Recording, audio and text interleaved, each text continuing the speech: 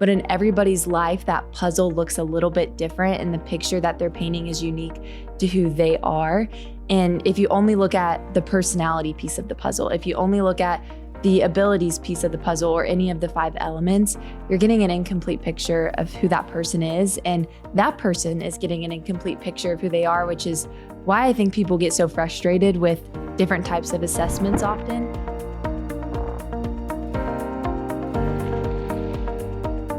Hey y'all, welcome to the My Place podcast. Thanks so much for joining us today. I'm your host, Mary McSwain, and I'm joined, as I always am, by my dad, Jay McSwain. In our video, Seth told us that the first time we went in through this, we had to redo it because I couldn't get words out. So see if I can do it this time. It's good to be joined by you today, Mary. There we go. That's a good start. I was been meaning to ask you, how's our trip planning going for our family trip at the end of the month? Well, it's a busy time. And probably the time this is coming out, we'll be on the trip. But I was telling your mom, it was like I was realizing, I think I have either 3 or 4 weeks in a row that I'm traveling. And this is so your mom, right? She goes, well, if you want to, we can reschedule our trip out west. And it's like, no, we're not going to reschedule it. We're going to go and have a great time. But this is a really busy time for us. We've been working on a lot of new things. I know I've been meeting with some churches. I know Barbara, who works with this, is setting up a lot of places that I'm going to in August and September. And it's just busy. And so the trip out west is going to be kind of a good few days for us to just relax a little bit. Did you hear what Maggie said the other night? She was not happy that we didn't invite her. For context, my sister Maggie just got married. Her and Andrew, her now husband, just got back from their honeymoon and very likely, I'm pretty sure, used all of their PTO. Yes. And so we didn't invite them because we knew surely 2 weeks after your honeymoon, you can't take another 3 days off. Mm-hmm.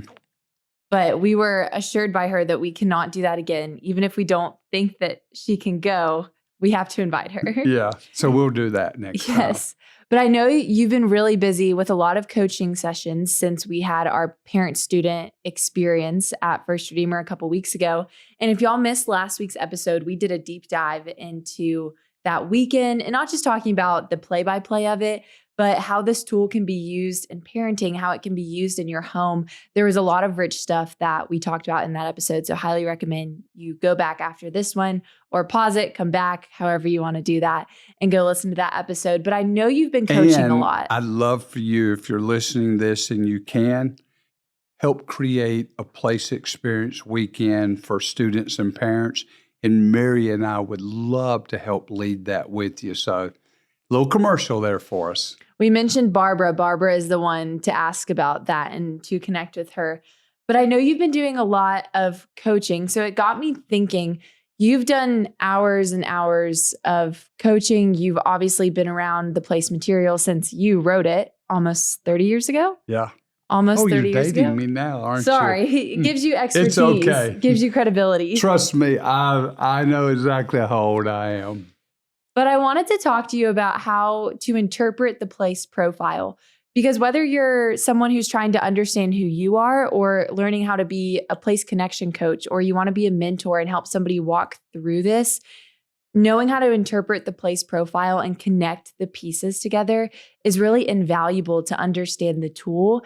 And it would be similar if you knew that a tool was effective, so you went to the store and you bought it, but you didn't read the instructions, so you didn't know how to use it, and you know the tool is valuable. You basically know what it does, but if you don't really know how to use it, the tool can be ineffective at times. And so I wanted to talk to you about how someone can understand the place profile. But before we do that, I wanted to rewind to when you put the assessment and profile together originally. Why did you include all 5 elements as opposed to, say, just personality or just spiritual gifts? Well, let me even go back a little bit more before I answer that question. I put together a team and I hired a Christian psychologist who taught in a university I hired a professional researcher that's what he does is he researches. And I had some men like Dr. F.B. Huey that were one of the translators of the NIV, New American Standard, some pastors that really helped me think through a lot of this and some of the ideas that we put in it. But why did I do the 5? I spent, I think it was about $5,000 back in the 90s on resources. I went to trainings. I looked at what every church that I could see was doing something and being intentional in helping assimilate people into ministry using something like Place. And two of the forerunners of using a tool like Place was Rick Warren at Saddleback. He had created what is called SHAPE, 5 elements. Pretty much S is spiritual gifts, H is heart, which would be our passion, P is personality, A was abilities, P is personality, E experiences of life. Now, our tool, when he talks about abilities, which I didn't like, can you sing, dance, sew, or write? We use it totally different. I looked at Willow Creek and a resource that had come out of there called Network, which had 5 elements, very similar to ours. And so I saw some things that were out there. I did not like what I saw in those 2 resources. I heard some things. Shape was very shallow in the instrument and how it was used. There were some things about Network, but the concept I really liked. And so I met with a man, one of the men that was probably considered the first original consultant for churches, Dr. Lyle Schaller. And he said, Jay, whatever you come up with the name, it's got to outlast a fad. And the name Place has certainly outlasted, because we use that word, a fad. We use that word all the time.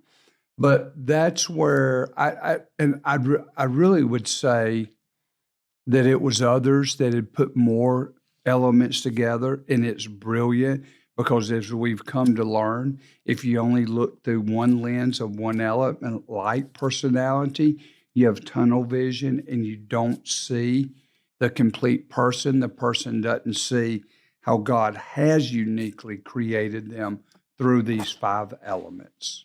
I always think of the 5 elements like different pieces of a puzzle. If you only look at one piece of the puzzle, you know it fits in a puzzle. You might have an idea of the picture that it's trying to create, but the pieces alone don't create the full picture. You have to put all of the puzzle pieces together. And if anyone's ever put a puzzle together, you know every single piece is unique. And that piece only fits in your puzzle, and it only fits in one part of the puzzle. And only when all the pieces are in place do you have a complete picture that the artist, whoever it was that created the puzzle, was intending. And all of the 5 elements of Place are like those 5 elements. They're all puzzle pieces, but in everybody's life, that puzzle looks a little bit different, and the picture that they're painting is unique to who they are.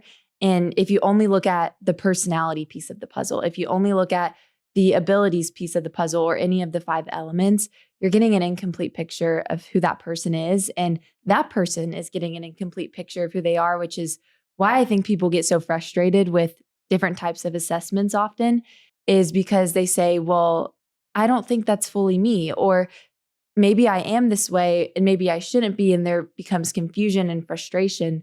But when you look at all of these elements, you look at the picture as it was intended to be looked at and observed and understood as the way that God created us before he formed us, he knew us.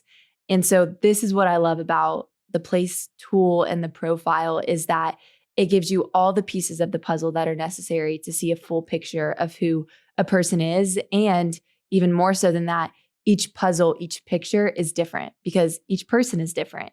And yet all of these pieces fit together to create that very unique picture. So after you put this together, you studied it, you had a lot of very smart people helping you. How did you come to understand how all of the pieces fit together? I started sitting down with people one-on-one, and they started teaching me how all the pieces fit together. Everything's a story with me, right? So I sit down. I'll never forget, I was at Houston's First Baptist Church, and I spent 4 days from 8 in the morning till about 8 at night coaching, one after another. I did get a lunch break. I think sometimes I didn't get a dinner break, but it was 8 to 8 for about 4, and I did a lot of them there. I'm sitting down with Robert. I'll never forget it. Robert was an S personality. He was realistic in his abilities. He liked to use his hands with helps as a spiritual gift. And he was enterprising. Mary, the whole conversation that I talked to Robert, about an hour and 15 minutes, I looked at the top of his head. He did not have great social skills, and he kept looking down at the ground talking to me. Well, you wouldn't think enterprising. I like to lead and persuade. That's what our description says about enterprising. I didn't think this guy could lead in anything. Well, but he's realistic with the gift of helps. They had a large group on Sunday morning, about 250 people in this group. They used it on Saturday night, so they couldn't have it set up until Sunday morning. And Robert worked at a job that he would get off work on Sunday morning and come straight to the church as early as he could, because he agreed that he would set the room up, the 250 chairs, put out all the announcements on each of the chairs. And he's telling me this looking at the ground, right? I mean, talking, I'm seeing the top of his head. And he said, I was getting all this anxiety because I couldn't get it done before people were coming, and I got there as early as I could. And he said, what I realized is that I needed to go to other people and get them to help me. And he said, so I went to 2 other people in the class, and I got 2 other people to help. And he said, whenever they needed a little bit different, the church does, they contact me. And he said, and I kind of lead the church or lead the 2 others.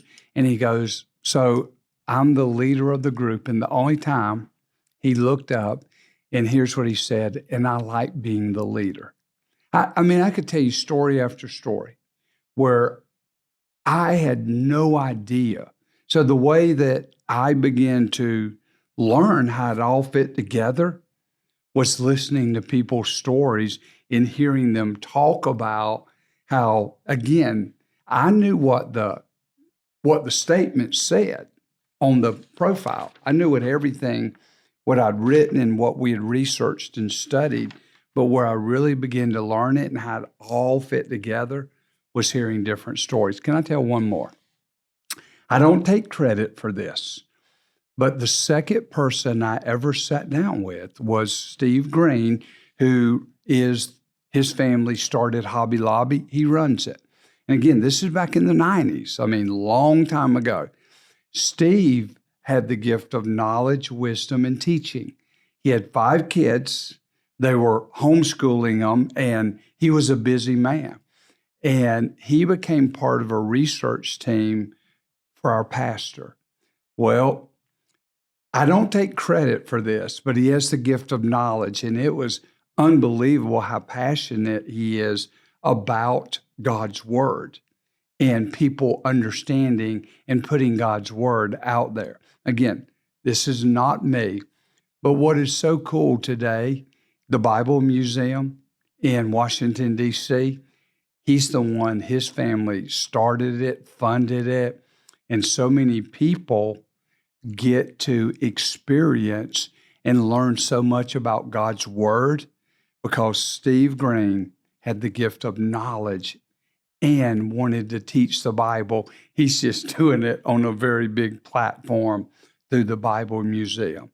But that's where I begin to hear people talk about what they're passionate about, how they're gifted, and again, looking, not everybody is Steve Green, but I could share story after story where I've seen the elements fleshed out in people's lives. And I know some people are listening to this thinking, well, that is awesome for you. You do that all the time. This is essentially your full-time job, and you've had thousands of hours getting to sit down with people. How am I supposed to understand it if you learned it by listening to other people? And I will say from my experience, I have learned more getting to sit down with people in the last couple of years since I've started coaching and looking at other people's profiles. But I would say how I really learned it was looking at my own and understanding how my puzzle pieces fit together and putting that puzzle together in my own life and figuring out the words that you used. I can't even remember the first time I heard you use these, but how different elements, personality, spiritual gifts, abilities, passions, and life experiences, in case we didn't clarify that for y'all already. But I heard you describe it as the different elements can either enhance, hinder, conflict, or temper. Or intensify. Or intensify. Or balance. Or balance. And hearing those words helped me see how the bridges can be built. And sometimes the bridge enhances another element. Sometimes it hinders them. And then looking at how that influenced my own life and how the different elements influence and interact on my own profile. Because for the most part, you know yourself better than a lot of other people do, give or take the amount of self-awareness that you have.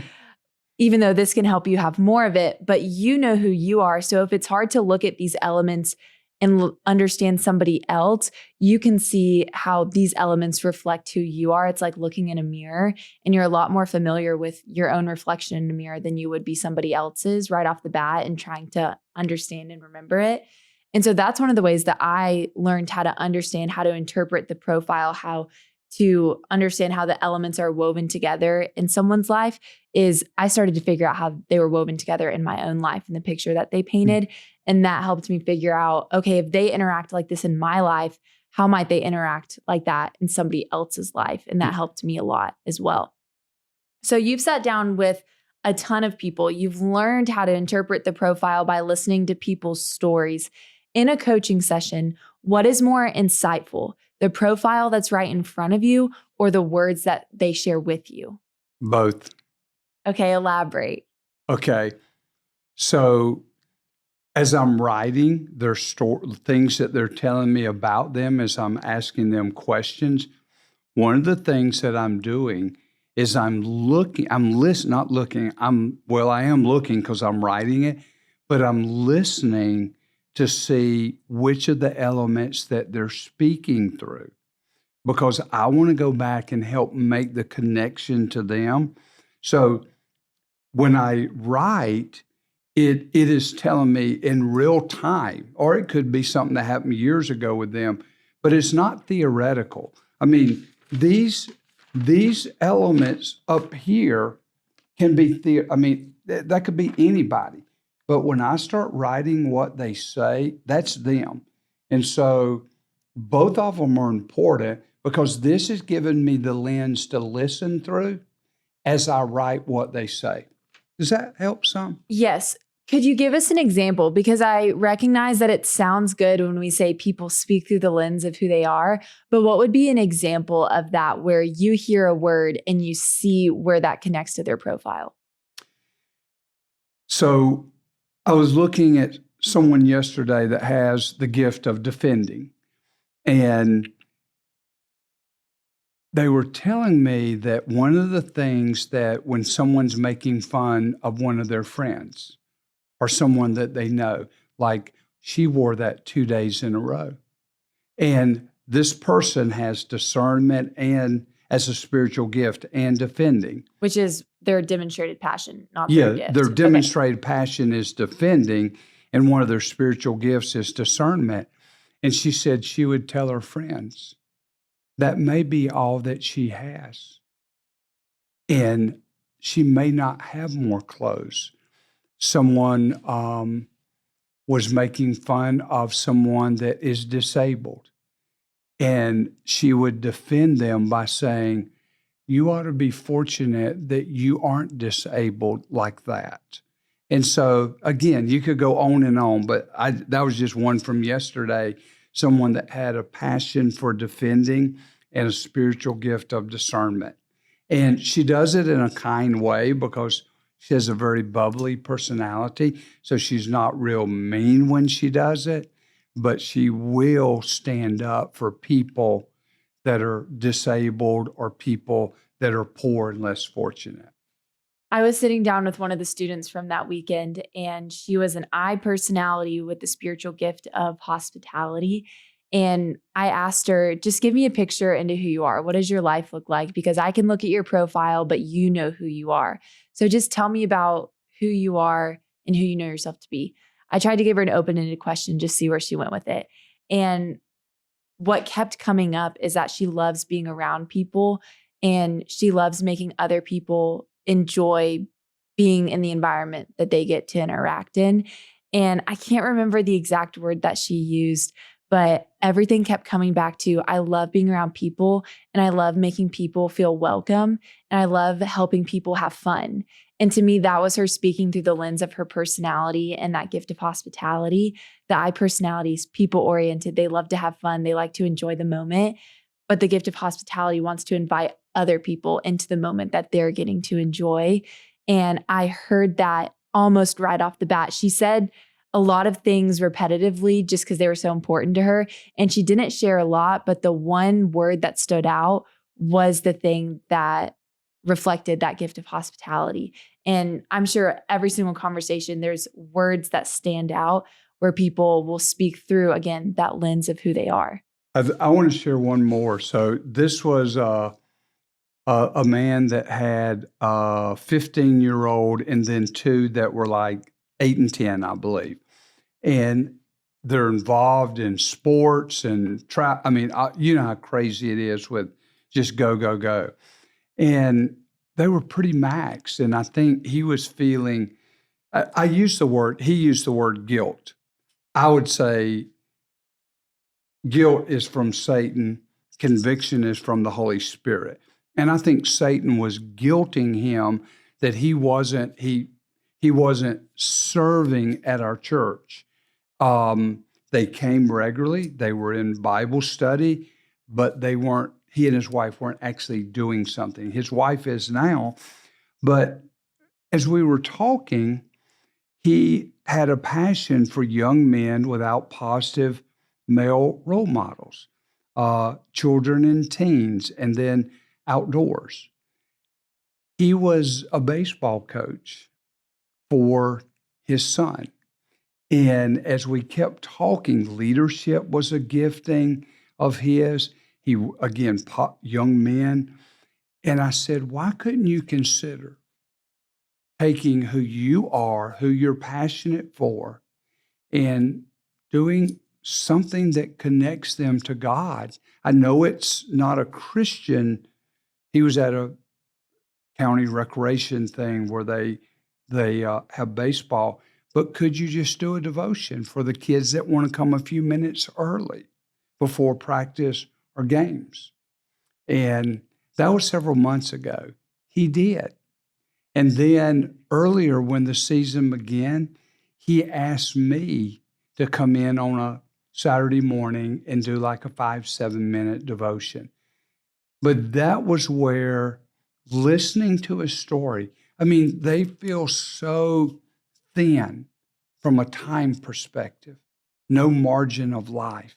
And I said, why couldn't you consider where you already are finding ways for God to use you? But I had to listen to the story and then know who he was so I could help him see how God could use him even with little margin of life. Was he high in evangelism and exhortation as well? Evangelism was pretty high. Exhortation was his third highest, yes. Just because him being in that environment, evangelism oftentimes will draw you outside of the walls of the church to pour into people and do ministry. And so if that was really, really low for him, then he might just be longing to be with people who are similar to him. But that gift of exhortation, I feel like, is so fitting for a coach and getting to give people steps. And if he can give them steps towards God, that's connecting that role to an eternal purpose. And even being able to sit down in someone's life, and if they're not feeling fulfilled or they feel like they're not being used, if you can show them that gift of exhortation, you are in such an amazing place to be effective. If you can learn how to weave truth into your role, if you can learn how to connect your role to an eternal purpose. And I think sometimes you have to hear people's story so that you can show them how they're being used through their profile. But if you only saw their profile, you wouldn't know where God has placed them. If you only saw where God has placed them, you might not know what to listen for without their profile right in front of you. I had one yesterday, and she was second highest in administration.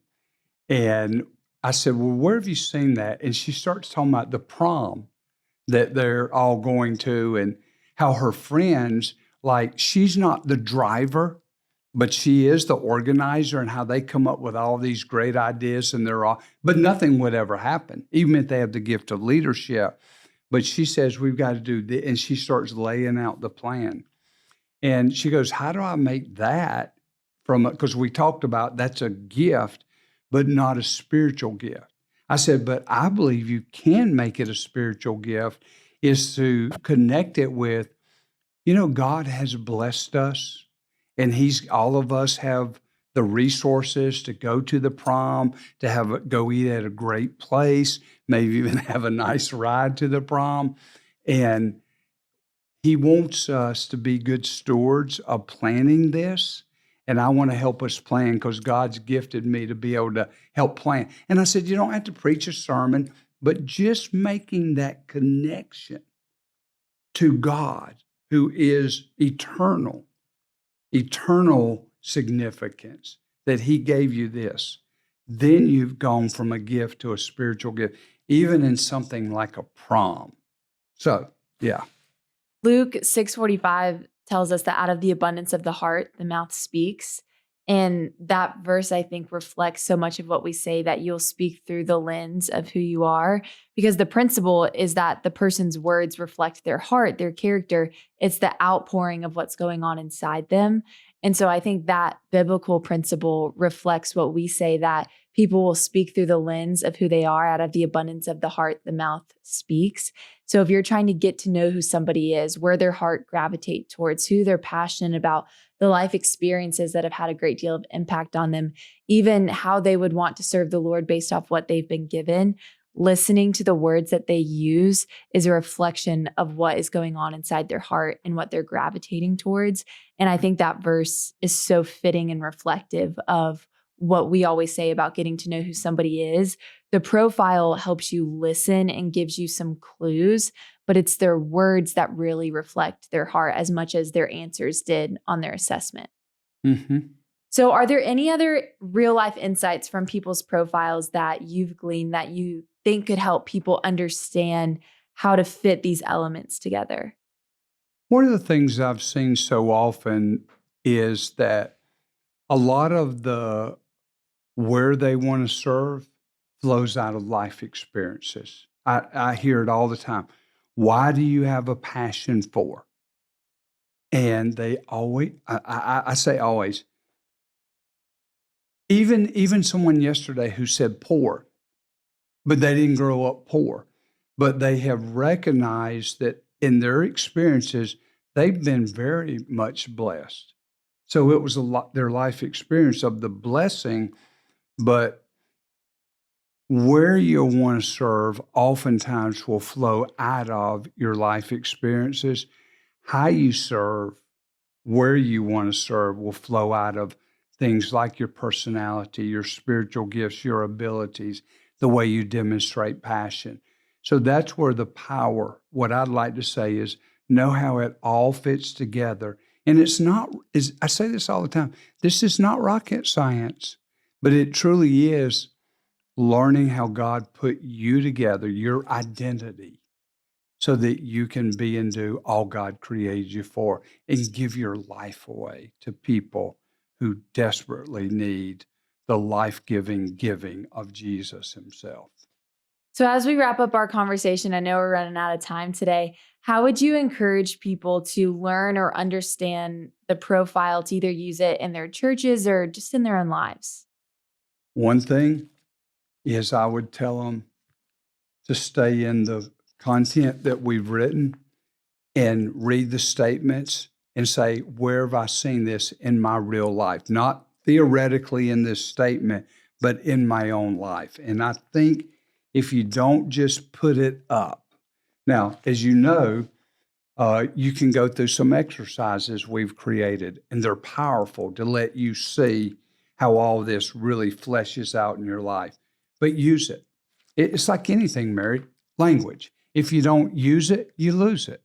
And if you keep this and use it, it will begin to show you how we say this all the time about personality, how you act, react, and interact with other people.